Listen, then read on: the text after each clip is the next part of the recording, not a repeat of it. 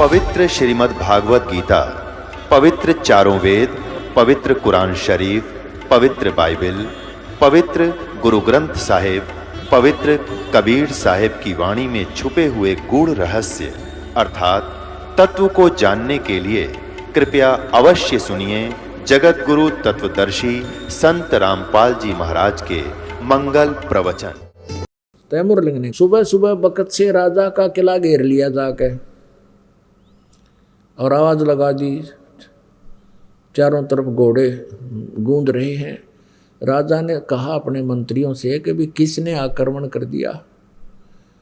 अब देखा थोड़ा बहुत सुबह सुबह थोड़ा सा सूर्य उदय होने ही वाला था।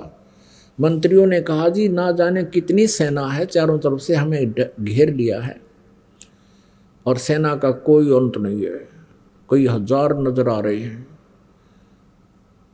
और अब और कोई विकल्प नहीं है, सरेंडर करना पड़ेगा।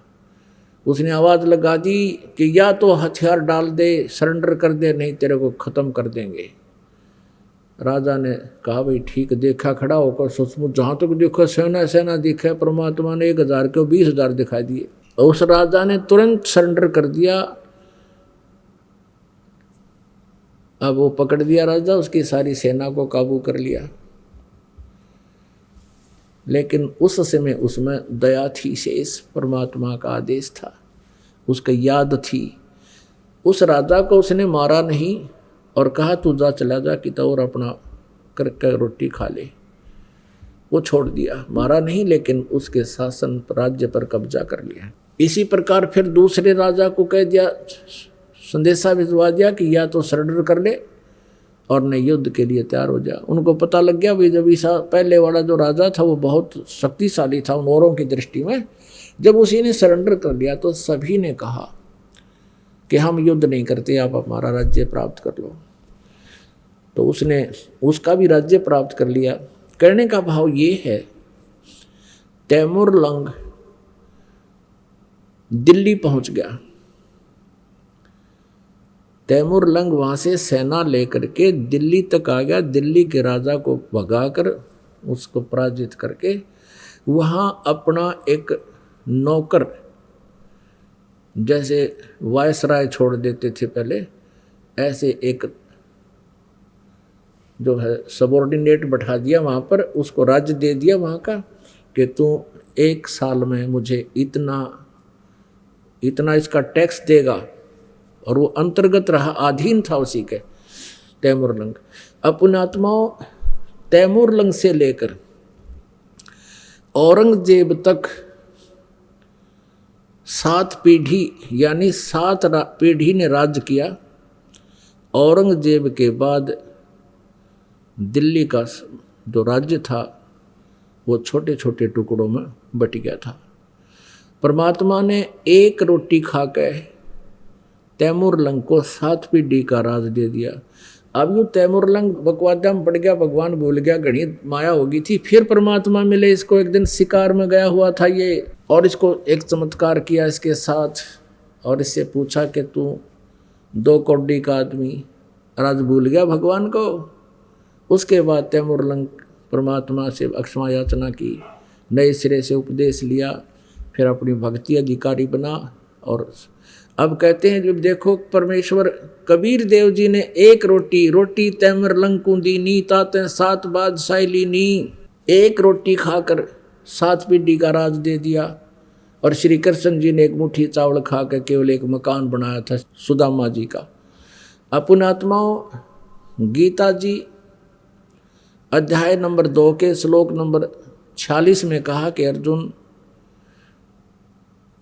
जिस समय तुझे पूर्ण परमात्मा समर्थ भगवान की जानकारी हो जाएगी, उससे परिचित हो जाएगा, उस समय तेरी आस्था इस प्रकार रह जाएगी जैसे बहुत बड़े जलाशय की प्राप्ति के उपरांत छोटे जलाशय में जैसी श्रद्धा प्राणी की रह जाती है। जैसे एक छोटा सा जलाशय तालाब होता है, एक छोटा सा जोहड़ होता है जिसमें वर्षा हो जाती है तो वो भर जाता है और उस पर पहले सभी व्यक्ति, सभी मनुष्य पशु पक्षी इन जलाशयों पर आश्रित रहते थे, उसी से अपना गुजारा करते थे, उसी से पीते थे, उसी से ले जाकर नहाते स्नान करते थे, उसी से अपना कोई पेड़ पौधे की सिंचाई करके उनको फलों के योग बनाते थे।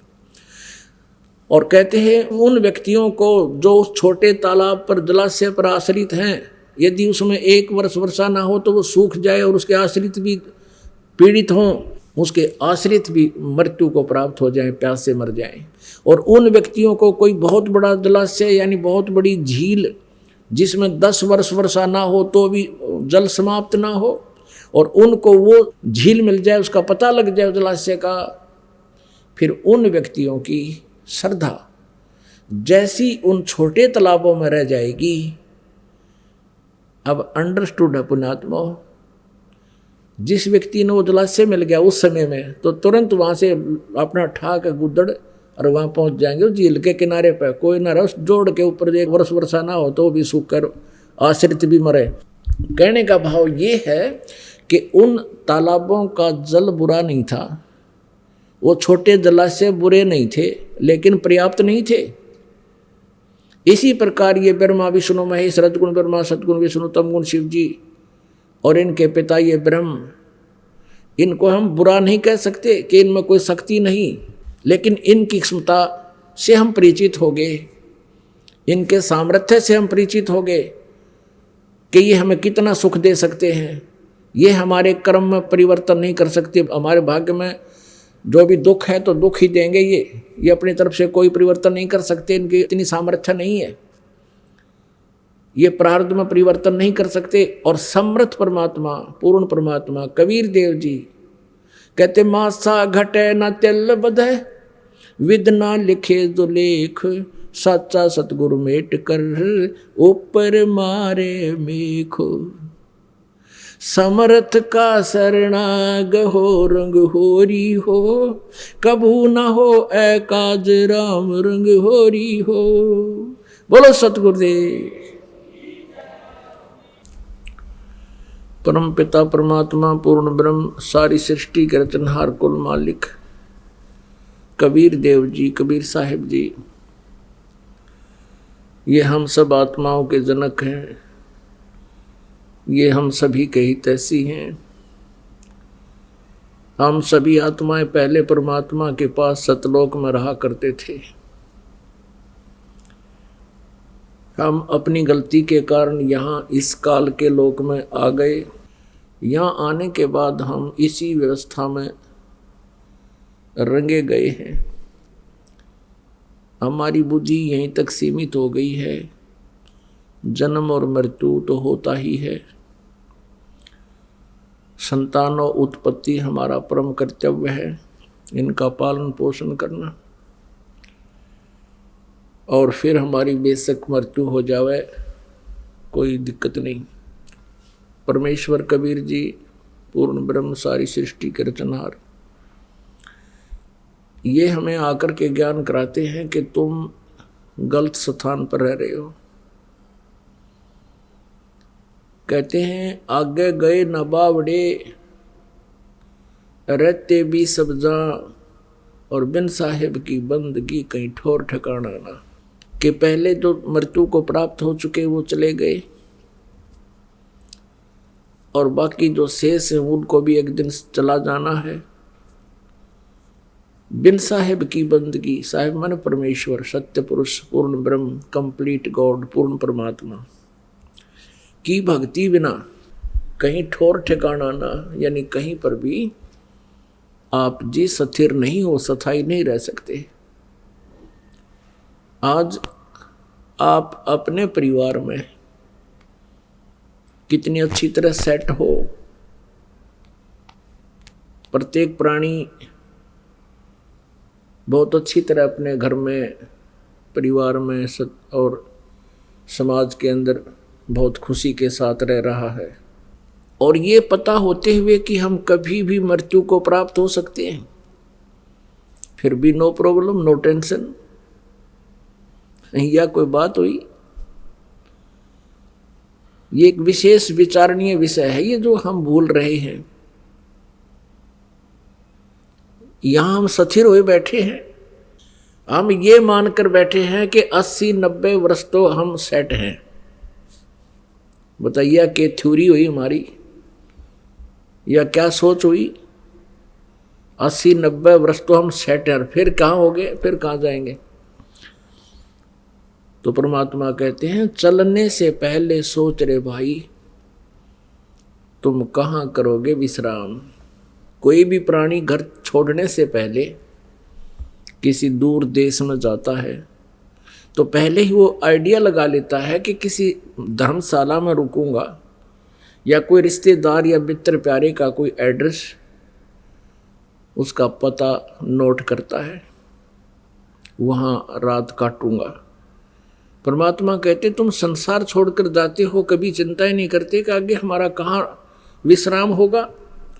इससे बड़ी नालायकी और क्या होगी, इससे बड़ी भूल आपकी क्या होगी। तो पुण्यात्माओं, सत्संग में ये ज्ञान होता है, आत्मज्ञान होता है और परमात्म ज्ञान होता है। अभी तक हमें केवल अज्ञान सुनाया गया था इन ऋषि मंडलेश्वरों के द्वारा। ये अध्यात्म ज्ञान से परिचित नहीं थे, ये तत्व ज्ञानहीन अर्थात ज्ञान नेत्रहीन अंधे थे। ये केवल कहते थे आत्म चिंतन करो, आत्मज्ञान हो जाता है तो जीव का कल्याण हो जाता है। आत्म चिंतन का अर्थ है, आत्मज्ञान का अर्थ है अपने विषय में जानकारी, तू कौन है, कहाँ से आया था और इस जन्म मृत्यु के चक्कर में तू कैसे फंसा हुआ है। ये तो है आत्मज्ञान। और परमात्म ज्ञान भी, कौन है परमात्मा, कैसा है भगवान, कहाँ रहता है, उसकी क्या पहचान है, उसका प्रमाण कहाँ है जो हम भगवान बताने जा रहे हैं कि ये है परमात्मा, ये है कंप्लीट गॉड, पूर्ण परमात्मा। तो वो कहाँ प्रमाणित है, और फिर उसका पता जब लग जाता है तो वो परमात्म ज्ञान है। तो आज सत्संग सुबह चल रहा था, आपने सत्संग में सुना कि परमात्मा को पहचानने के लिए उसके कुछ लक्षण होते हैं। आपको बताया गया कि श्री कृष्ण जी अर्थात विष्णु जी श्री राम और श्री कृष्ण रूप में अवतरित हुए थे, जन्म लिया था,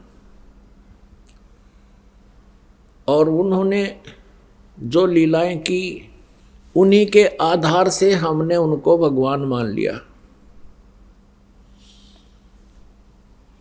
अब परमात्मा के ये लक्षण नहीं होते जिन सीमित लक्षणों से हमने प्रभु संज्ञा में उनको ले रखा था। जैसे श्री रामचंद्र जी ने कौन सा अद्वितीय काम किया जो हम सुना करते थे कि समुद्र के ऊपर पुल बना दिया था। जब लंका पर चढ़ाई करनी थी सीता जी को छुड़वाने के लिए और 33 करोड़ देवताओं की बंद छुड़वाने के लिए, जो काल इसने रावण ने बंद कर रखे थे अपनी कैद में 33 करोड़ देवता। अब वो पुल कैसे बना था? श्री रामचंद्र जी से पुल नहीं बना था, तभी तो वो समुद्र में खड़े होकर के समुद्र से ही याचना कर रहे थे कि मुझे रास्ता दे दो, और 3 दिन तक घुटनों पानी में खड़ा होकर श्री रामचंद्र जी ने समुद्र से याचना की, लेकिन वो नहीं माना। तब उसको जलाने के लिए अग्निबाण छोड़ना चाहा। तब समुद्र विपर रूप धारण करके बाहर आया और कहा श्री रामचंद्र जी से कि आप मुझे मत जलाओ, इसमें बहुत बड़ा संसार बसा हुआ है। आपकी जो समस्या है उसका समाधान नल और नील के पास है। नल नील नाम के 2 सेवादार सैनिक थे उसमें, श्री राम की सेना में। अब वो नल और नील के पास बताया कि उनके हाथों से पत्थर भी तैर जाते हैं, डूबते नहीं। अब यहाँ थोड़ा सा संक्षिप्त विवरण देना पड़ेगा कि नल और नील को ये शक्ति कहाँ से प्राप्त हुई थी। नल और नील ये दोनों आपस में मुसेरे भाई थे, यानी मौसी के बेटे थे। इनकी माताएं बहन थी। इन दोनों के ऊपर एक बहुत बड़ा भयंकर कष्ट था, 3 ताप का। सभी ऋषि महर्षियों से इन्होंने याचनाएं की थी और देसी वैद्य जितने भी वैद्य थे आयुर्वेदिक, उनसे भी उन्होंने ट्रीटमेंट कराया, कोई राहत नहीं मिली। फिर ऋषि महर्षियों और झाड़ फूक करने वालों से सब जगह उन्होंने अपना इलाज करवाया, कोई राहत नहीं मिली। अब ऋषि महर्षियों ने, संतों ने ये बता दिया कि तुम्हारे ये प्रारब्ध में लिखा हुआ, तुम्हारे भाग्य में लिखा हुआ है, इसको कोई नहीं मिटा सकता। नल और नील तुम्हें आजीवन भोगना पड़ेगा। वो महादुखी थे। जिस व्यक्ति को ये पता लग जाए कि तेरा रोग लाइलाज है, असाध्य हो चुका है, तो उसकी स्थिति वो स्वयं ही जान सकता है। फिर भी आत्मा के अंदर एक विशेष कसक होती है, उसको परमात्मा का दिया हुआ एक विशेष ज्ञान होता है उसको, आत्मा को, कि परमात्मा हमारे सब दुखों को दूर कर सकता है। इसलिए इसको इतना जवाब मिलने के बाद भी ये प्रयत्नशील रहती है। इसी उद्देश्य से नल और नील कबीर परमेश्वर जी के सत्संग में चले गए। उस समय त्रेता युग में परमेश्वर कबीर देव जी मुनिंदर नाम से आए हुए थे। मुनिंदर ऋषि नाम से प्रकट थे। सहस्री रहते हैं परमात्मा। और मुनिंदर ऋषि जी की उन्होंने कहीं कई जगह से महिमा सुनी थी कि बड़े महापुरुष हैं। उनके आशीर्वाद से भयंकर से भयंकर रोग समाप्त हो जाते हैं, भाग्य बदल देते हैं वो प्रभु। नल नील को विश्वास नहीं रहा था कि ऐसे ऐसे मंडलेश्वरों के पास हम जा चुके हैं, ऐसे ऐसे सिद्धों के पास जा चुके हैं, हमें कोई राहत मिली नहीं। फिर भी इत्फाक परमात्मा की रजा होती है। उनको सहज में कबीर परमेश्वर जी का ये सत्संग सुनने का अवसर मिला। ज्यों ही परमेश्वर के चरणों में उन्होंने नमस्कार किया, परमेश्वर ने आशीर्वाद दिया, दोनों के वो रोग ठीक हो गए, कति स्वस्थ हो गए। बड़े अचंभित हुए, चरणों में पड़ के रोने लगे, हे परमात्मा आप कहाँ छुपे थे।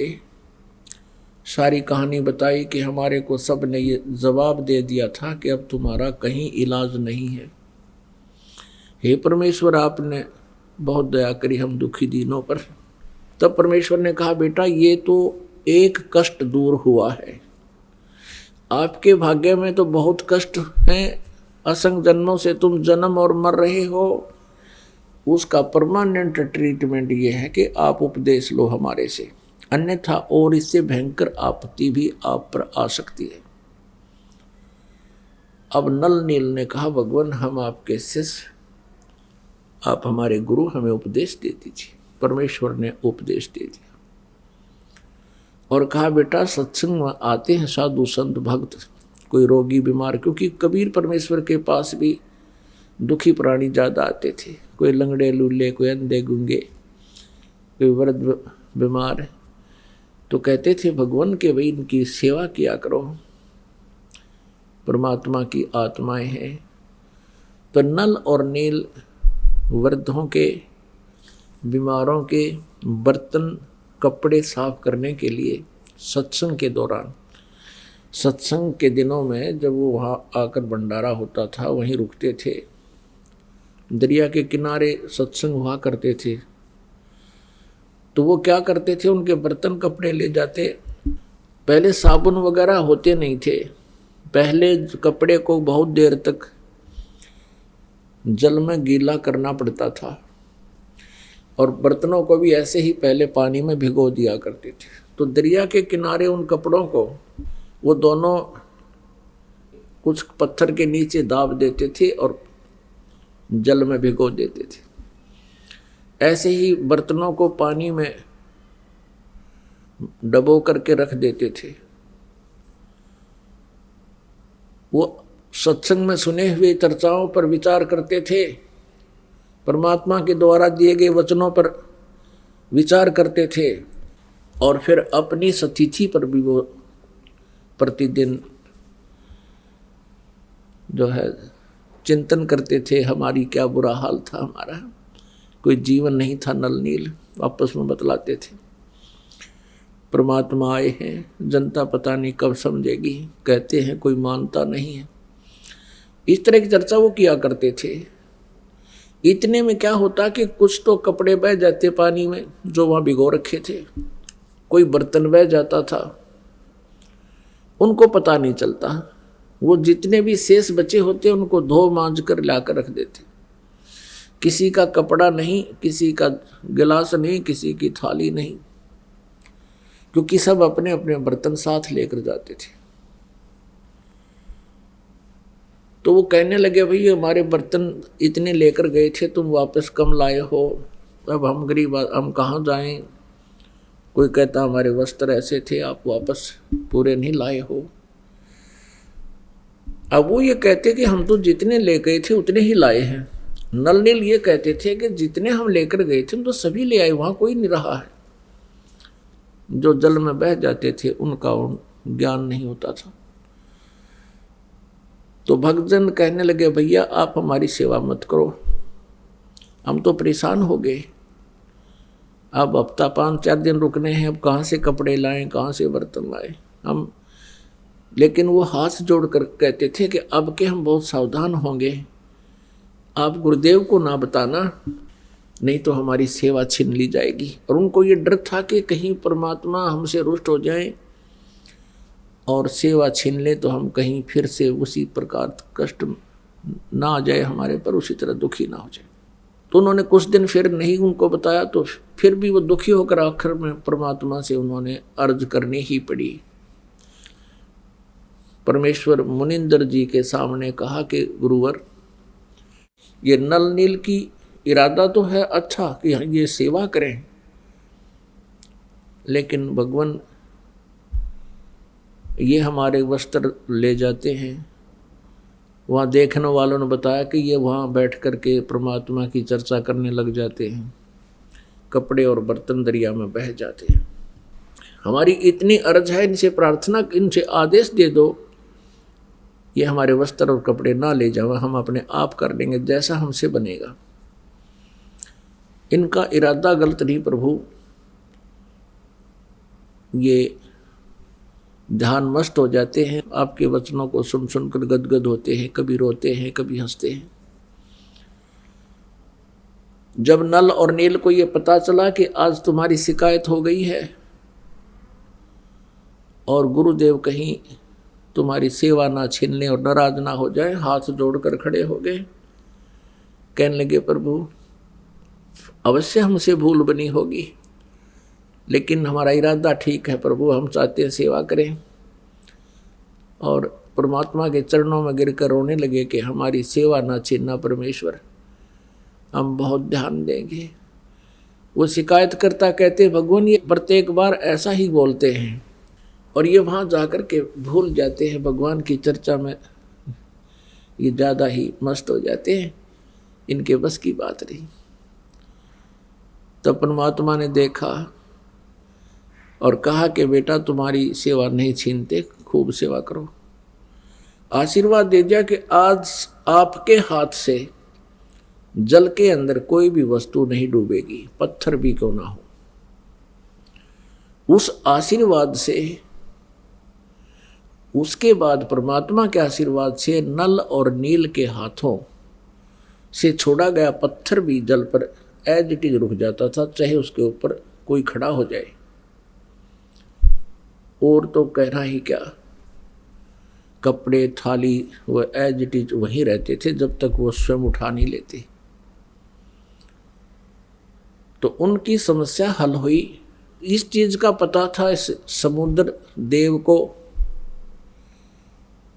उसने आकर रामचंद्र जी से कहा कि आपकी सेना में नल और नील नाम के दो संत हैं, भक्त हैं, और उनके हाथों में ऐसी शक्ति है कि उनके द्वारा छोड़ा गया पत्थर मेरे ऊपर एज इट इज रुक जाएगा। अब नल और नील को बुलाया गया। अपन आत्माओं, ये जीव मार खाता है भक्ति के इस मार्ग में। काम, क्रोध, मोह, लोभ, अहंकार ये विष का काम करते हैं। उसमें नल और नील की जो महिमा होनी थी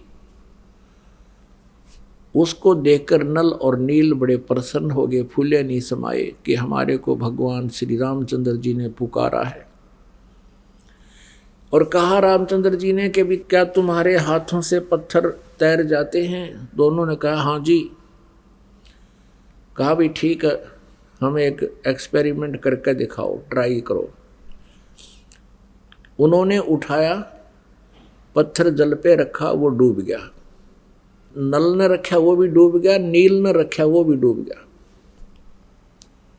अब समुद्र की तरफ श्री रामचंद्र जी ने देखा, शायद वो कहना चाह रहे हों कि समुद्र तो झूठ बोल रहा है, इनके हाथों में कोई शक्ति नहीं। अब समुद्र ने कहा कि भगवान, इनके हाथों में शक्ति थी, लेकिन आज इन्होंने अवश्य कोई त्रुटि की है।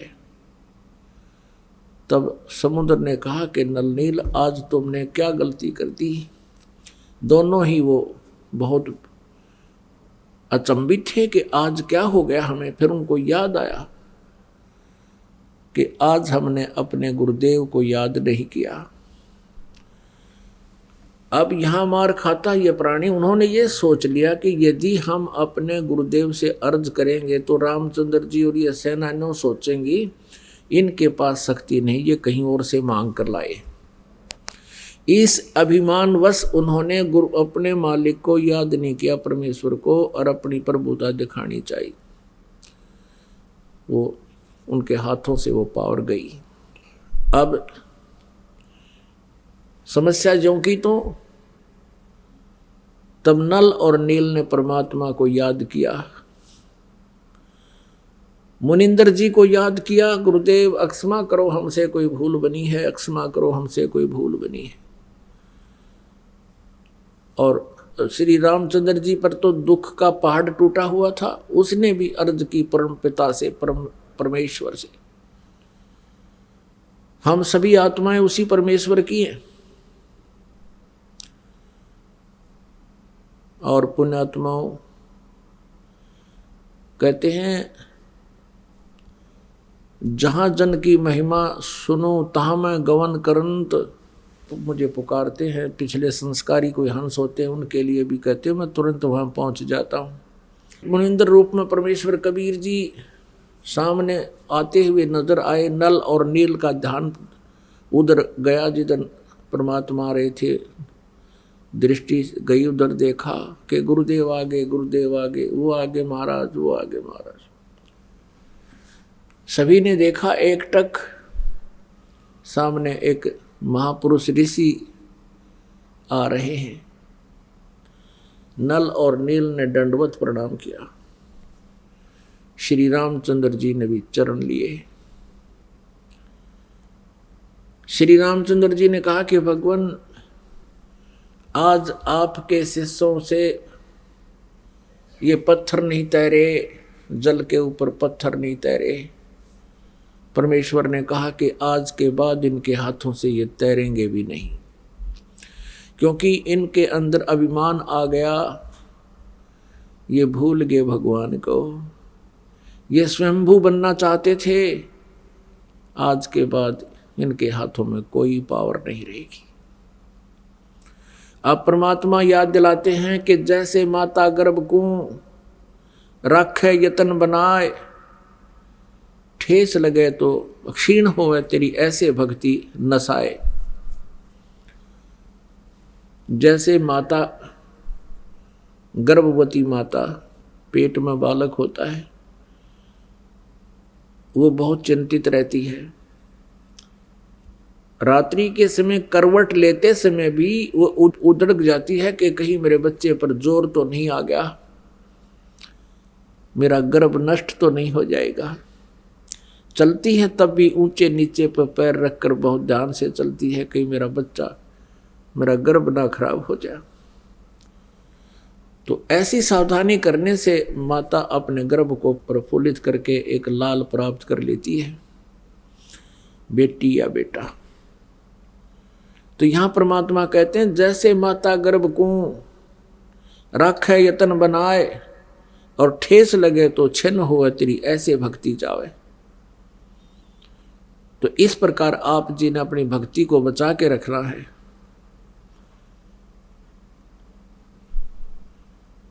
काम, क्रोध, मोह, लोभ, अहंकार ये इसके शत्रु हैं। परमात्मा की मर्यादा से हट जाना तो भी हम भक्ति नष्ट कर देते हैं। परमेश्वर कबीर जी से श्री रामचंद्र जी ने कहा कि भगवान ऐसे ऐसे कहानी सारी अपनी जो ना कहानी सुनाई कि मैं रामचंद्र हूँ, दशरथ पुत्र, और मुझे वनवास प्राप्त है। उस वनवास के कष्ट में एक और कष्ट हमें आ गया कि रावण, लंकापति रावण ने मेरी पत्नी उठा ली, उसको कैद कर रखा है। उसको हम छुड़वाने के लिए बहुत प्रयत्न कर चुके हैं। हमने बहुत शांति दूत भेजकर भी प्रार्थना की है, पर वो मानता नहीं। और हमने सेना लेकर जाना है, ये पुल बनाना था इस समुद्र के ऊपर। प्रभु आप अपने शिष्यों को शक्ति दे सकते हो, मुझ पर भी कृपा करो, मेरा ये कार्य सिद्ध हो। तब परमेश्वर कबीर जी ने कहा कि मैं अभी इस पहाड़ के चारों तरफ, मुझे पता था तेरी आपत्ति का, इस पहाड़ के चारों तरफ अपनी सोटी से, एक पहाड़ था वहां से कम 4-5 किलोमीटर की दूरी पर, इस पहाड़ के चारों तरफ मैंने रेखा खींच दी है अपनी सोटी से, डंडे तक। इसके बीच बीच के पत्थर मैंने हल्के कर दिए हैं, फ्लोटिंग बना दिए, इनको आशीर्वाद दे दिए। और इस पहाड़ से जितना तुम बना सकते हो पुल बना लो। एक्सपेरिमेंट के लिए हनुमान जी को भेजा, वहां लाया, वहां से पहाड़ पत्थर उठा के उसको पटक दिया, वहां पर वो कई टुकड़े हो गया। उनको उठा करके फिर नल और नील में एक और कारीगरी थी, एक विशेषता थी, वो शिल्पकार भी थे। नल और नील ने उनको छोल कूट पीट के एक दूसरे में फंसाया था और वहाँ रखे गए, तब वो पत्थर तैरे थे, तब वो पुल बना था।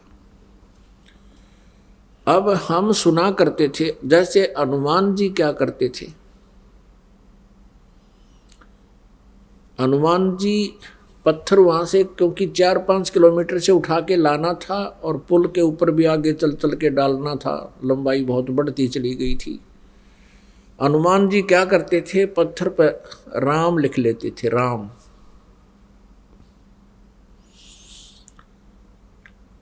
और स्वयं भी अपना मंत्र जाप करते हुए चल पड़ते थे।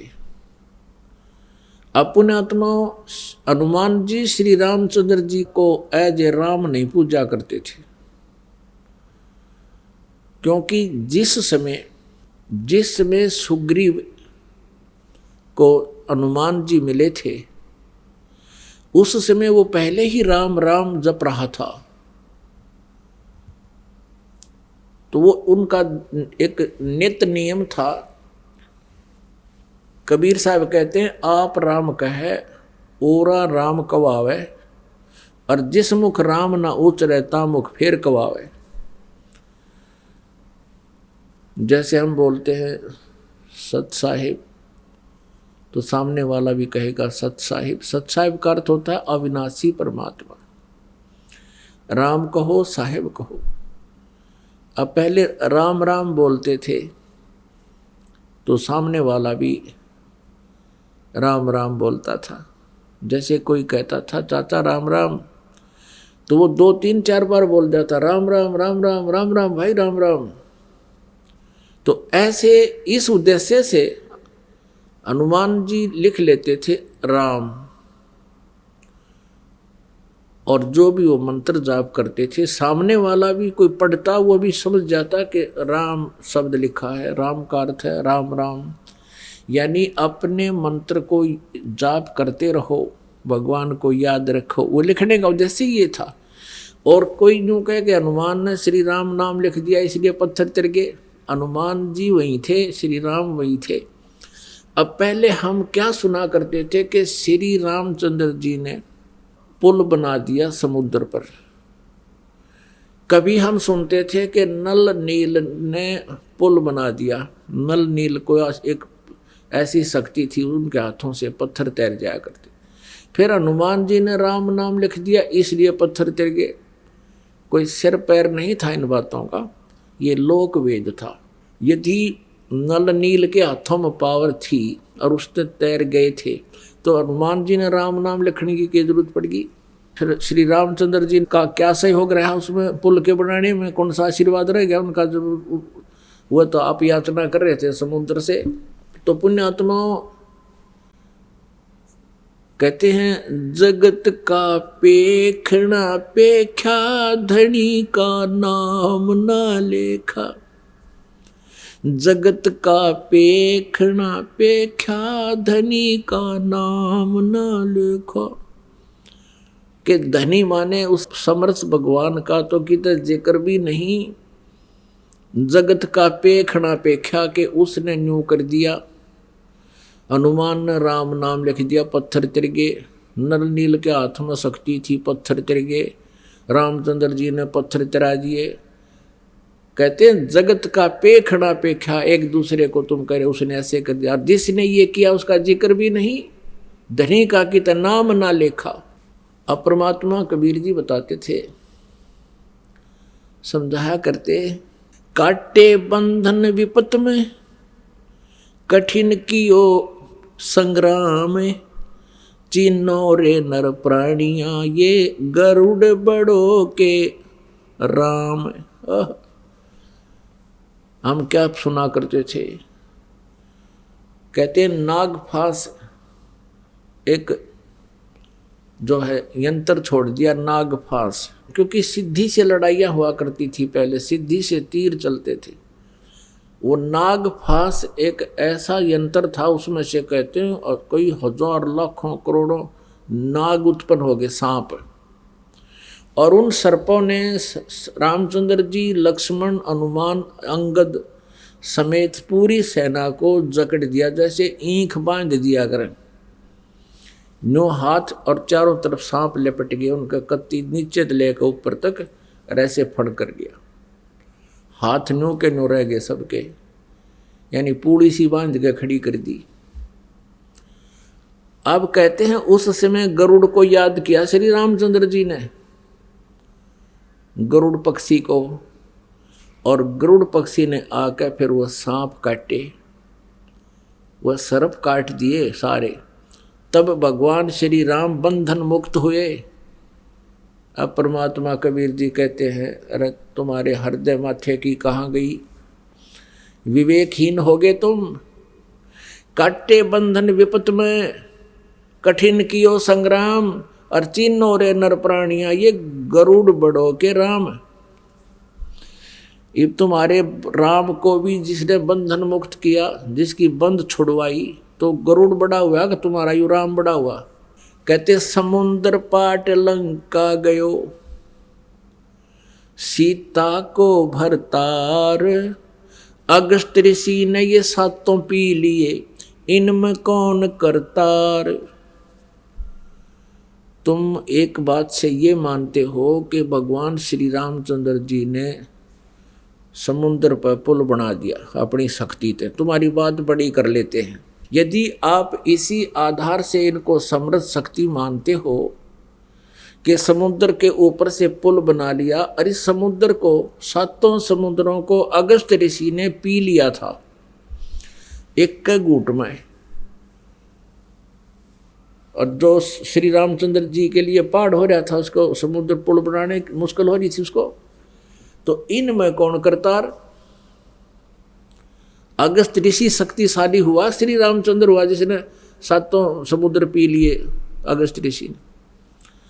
फिर तुम श्री कृष्ण जी को भगवान मानते हो, उनमें से एक ये भी आधार पॉइंट बनाते हो कि भगवान श्री कृष्ण जी ने गिरिराज पर्वत को उठा लिया था, गोवर्धन पर्वत को उठा लिया था। अब परमात्मा कहते हैं गोवर्धन श्री कृष्ण धार्यो, द्रोणोगिरी हनुमंत, शेष नाग सब सृष्टि उठारा, इनमें कौन भगवंत।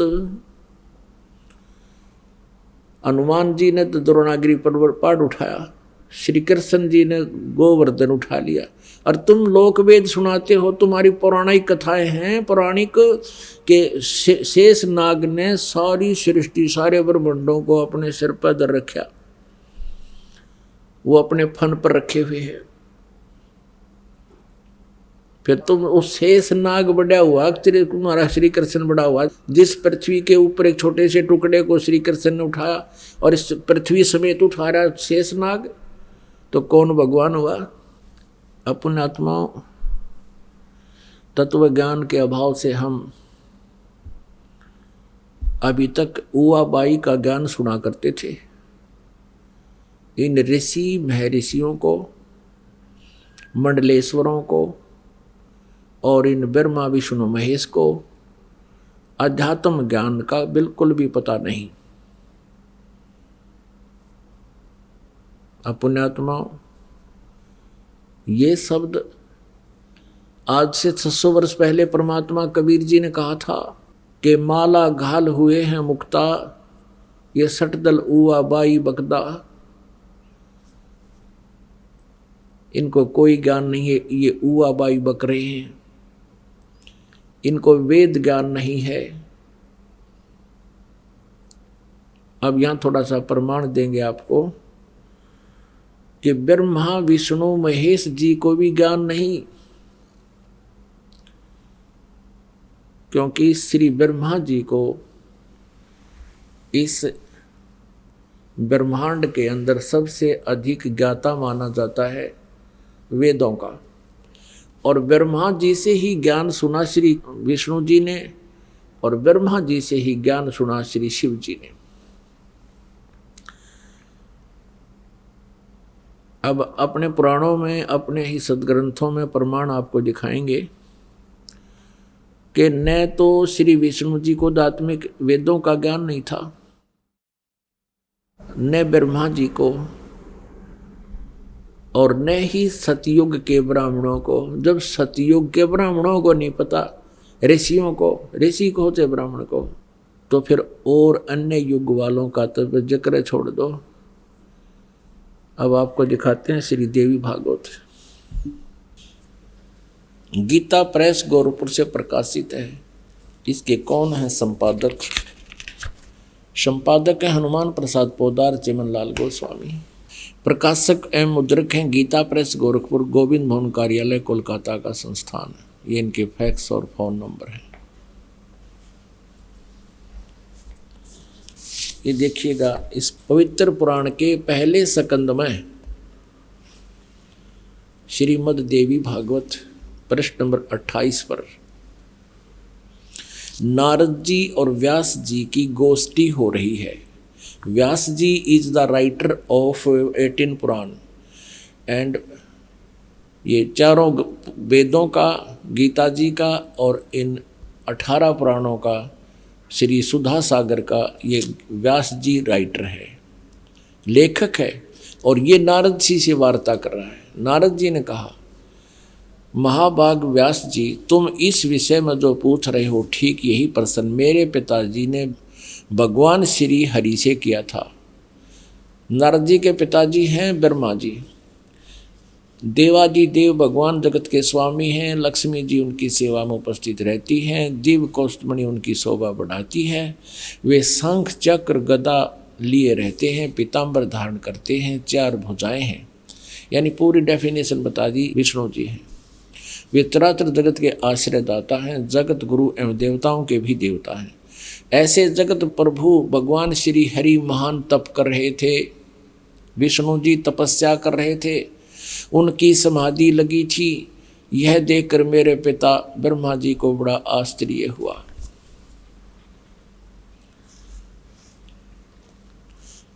अतः उन्होंने उनसे यानी ब्रह्मा जी ने विष्णु जी से जानने की इच्छा प्रकट की। ब्रह्मा जी ने पूछा, प्रभु आप देवताओं के अध्यक्ष, जगत के स्वामी और भूत भविष्य एवं वर्तमान सभी जीवों के एकमात्र शासक हैं। भगवान फिर आप क्यों तपस्या कर रहे हैं और आप किस देवता की आराधना में ध्यान मग्न हैं? मुझे असीम आश्चर्य तो ये हो रहा कि आप देवेश्वर यानी सब देवों के मालिक, सब भगवानों के भगवान, ब्रह्मा जी विष्णु को कह रहा भगवानों के भगवान है, एवं सारे संसार के शासक होते हुए भी समाधि लगाए बैठे हैं। अब विष्णु जी ने क्या उत्तर दिया? ब्रह्मा जी के विनीत वचन सुनकर भगवान श्री हरि बोले, ये वचन बोले। श्री हरि उनसे कहने लगे, ब्राह्मण सावधान होकर सुनो, मैं अपने मन का विचार व्यक्त करता हूँ। देवता, दानव, मानव सब यही जानते हैं कि तुम सृष्टि करते हो, मैं पालन करता हूँ और संकर संहार किया करते हैं। किंतु फिर भी वेद के पारगामी पुरुष अपनी युक्ति से यह सिद्ध करते हैं कि रचने, पालने और संहार करने की यह योग्यता जो हमें मिली है, इसकी अधिष्ठात्री शक्ति देवी है। वे कहते हैं कि संसार की सृष्टि करने के लिए तुम में राजसी शक्ति का संचार हुआ है। इसी ये भी सिद्ध हो रहा कि रजगुण ब्रह्मा, सतगुण विष्णु, तमगुण शिव जी हैं। मुझे सात्विक शक्ति मिली है और रुद्र में तामसी शक्ति का आविर्भाव हुआ है। सुवर्त प्रत्यक्ष और परोक्ष दोनों उदाहरण मैं तुम्हारे सामने रखता हूँ, सुनो। यह निश्चित बात है कि उस शक्ति के अधीन होकर ही मैं यानी विष्णु शेष नाग की सैया पर सोता हूँ। सृष्टि करने का अवसर आते ही जाग जाता हूँ। मैं सदा तप करने में लगा रहता हूँ और उस शक्ति के शासन से मैं कभी मुक्त नहीं रह सकता। कभी अवसर मिला तो लक्ष्मी के साथ सुखपूर्वक समय बिताने का सौभाग्य प्राप्त होता है। मैं कभी तो दानों के साथ युद्ध करता हूँ। अखिल जगत को यानी सारे जगत को भय पहुँचाने वाले दैत्यों के विकराल शरीरों को शांत करना मेरा परम कर्तव्य हो जाता है। ये भी सिद्ध हो रहा है। परमात्मा कहते कबीर जी, तन दर सुखिया कोई ना देखा, जो देखा सो दुखिया हो। और ब्रह्मा विष्णु महेश्वर दुखिया जिन ये राह चलाई हो। ये कहता मैं सदा तप करने में लगा रहता हूँ और शक्ति के शासन से कभी मुक्त नहीं रह सकता। कभी अवसर मिला तो लक्ष्मी के साथ थोड़ा सा सुखपूर्वक समय व्यतीत करता हूँ और फिर राक्षसों के साथ लट्ठम लट्ठा रहता हूँ, दानों के साथ युद्ध करता रहता हूँ। इनको सुख नाम की चीज़ नहीं। आप पर स्वीकार कर रहे हैं भगवान। और अब देखो विष्णु जी कह रहे हैं मुझे सब प्रकार से शक्ति के अधीन होकर रहना पड़ता है, मैं पराधीन हूँ। और उन्हीं भगवती यानी दुर्गा शक्ति को का मैं निरंतर ध्यान किया करता हूँ, उसी की पूजा करता हूँ। ब्रह्मा जी मेरी जानकारी में, मेरे स्पिरिचुअल नॉलेज में इस भगवती शक्ति से बढ़कर दूसरे कोई देवता नहीं। अब आ लिया अंत विष्णु जी के आध्यात्मिक ज्ञान का। नो कह दुर्गा तो ऊपर कोई भगवान को ना, जितनी मन जानकारी है। अब पुण्यात्मा ये हैं श्री विष्णु जी के आध्यात्मिक ज्ञान के वचन। कहते हैं कि मेरी जानकारी में, मेरे आध्यात्मिक ज्ञान में, जितना मुझे ज्ञान है मेरी जानकारी में, दुर्गा जी से ऊपर कोई परमात्मा नहीं है, कोई देव नहीं है। ये सुप्रीम पावर है, इसलिए मैं इसकी भक्ति करता हूं। अब पुण्यात्माओं इससे आपको अंडरस्टूड होगा कि ना तो नारद ने ज्ञान, ना व्यास को ज्ञान, ना ब्रह्मा को ज्ञान, क्योंकि वो विष्णु जी को सर्वेश्वर बता रहा है, सारे जगत के पालक, सबके शासन। फिर तुम भी ध्यान लगा रहे हो और ये कहते हैं भगवान श्री विष्णु जी कह रहे हैं कि मैं कितना दुखी। पहले तो तप करता हूँ, घोर तप करता हूँ, बैटरी चार्ज करता है ये अपनी, ये काल के जाल के आधार से। और फिर राक्षसों को मारता सिद्धि शक्ति से, वो पाप इसके बैड अकाउंट में लिखे जाते हैं और बैटरी डिस्चार्ज हो जाती है, फिर तप करके चार्ज करता है और खुद स्वीकार करते हैं भगवान विष्णु जी के मैं महादुखी हूँ, कभी तो तप करता हूँ फिर राक्षसों के साथ युद्ध करता हूँ, कभी समय मिला थोड़ा बहुत तो लक्ष्मी के साथ कुछ समय के लिए रह पाता हूँ, ना तो यहाँ ऐसी दुर्गति हो रही है।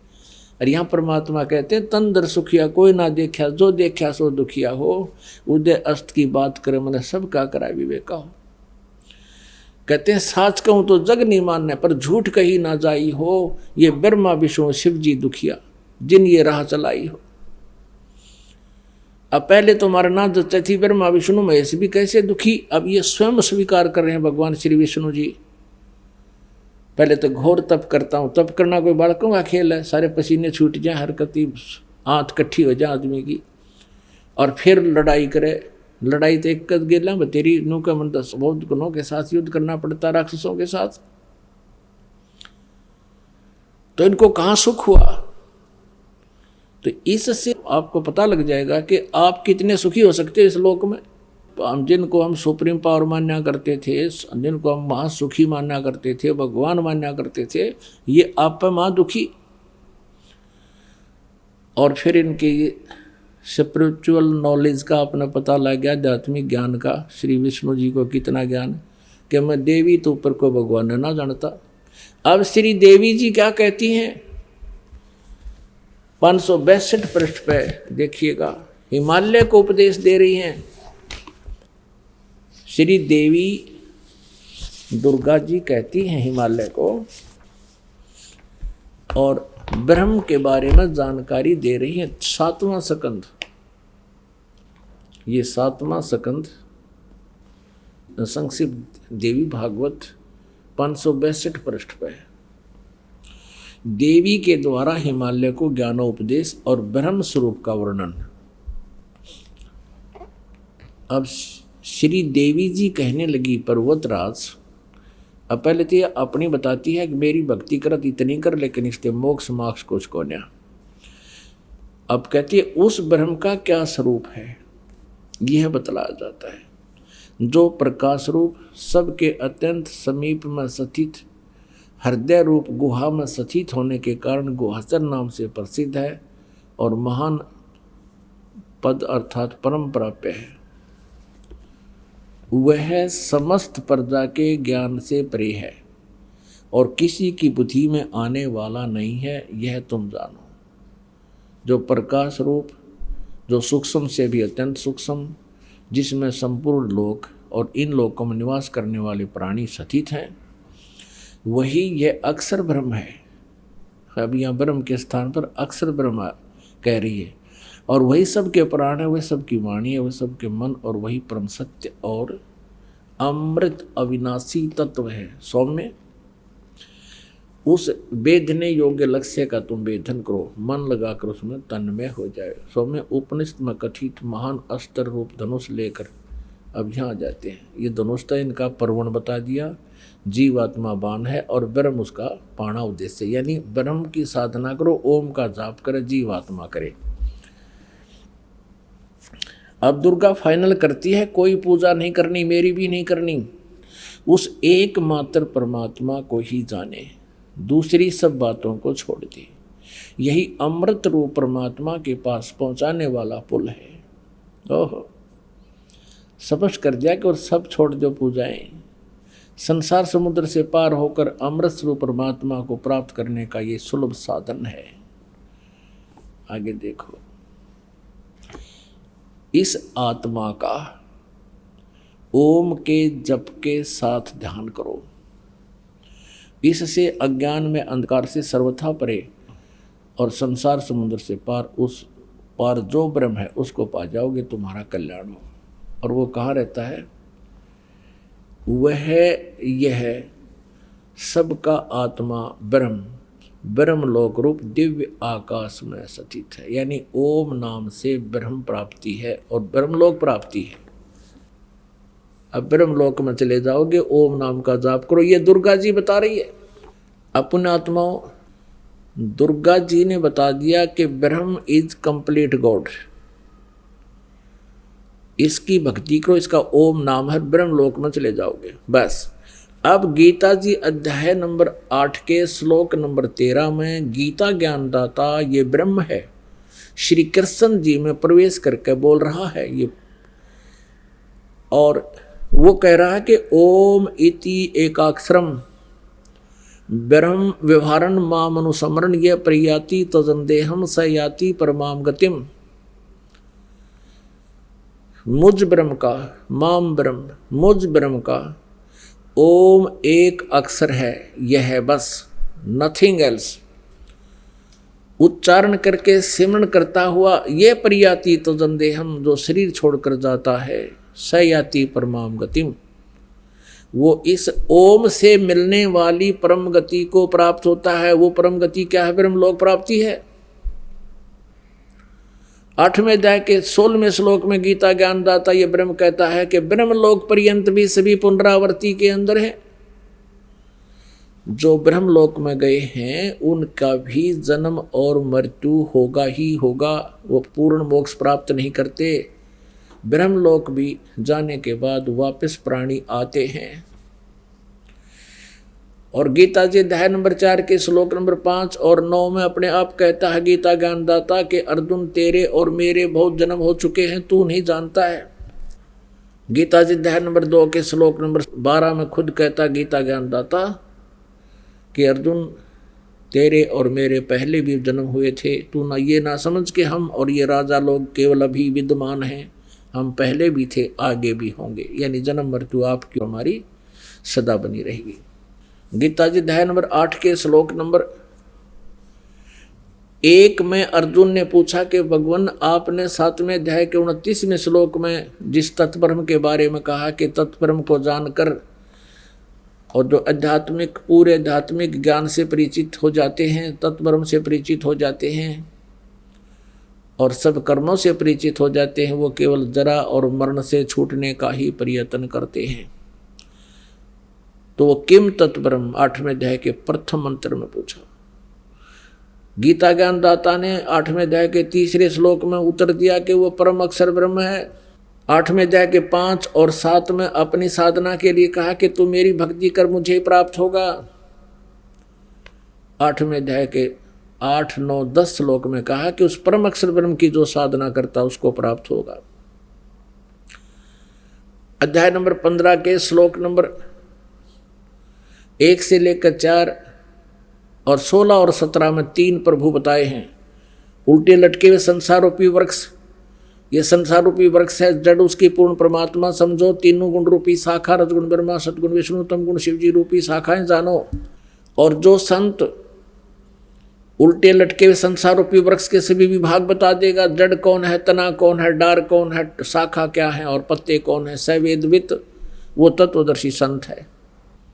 गीता जी अध्याय नंबर 4 के श्लोक नंबर 34 में कहा कि अर्जुन उस तत्व ज्ञान को जो 4थे अध्याय के 32वें श्लोक में कहा, जिसके विषय में कि वो सच्चिदानंद घन ब्रह्म की वाणी में ब्रह्मणे मुखे विस्तार से कहा गया है, जो भगवान ने स्वयं आकर बताया है। परम अक्षर ब्रह्म ने वो ज्ञान, वो कबीर वाणी, वो तत्व संत, वो तत्व ज्ञान है। उस ज्ञान को तू तत्वदर्शी संतों के पास जाकर समझ, उनको दंडवत प्रणाम करने से, कपट छोड़कर प्रसन्न करने से वो तत्वदर्शी संत तुझे उस परमात्म तत्व का ज्ञान करावेंगे।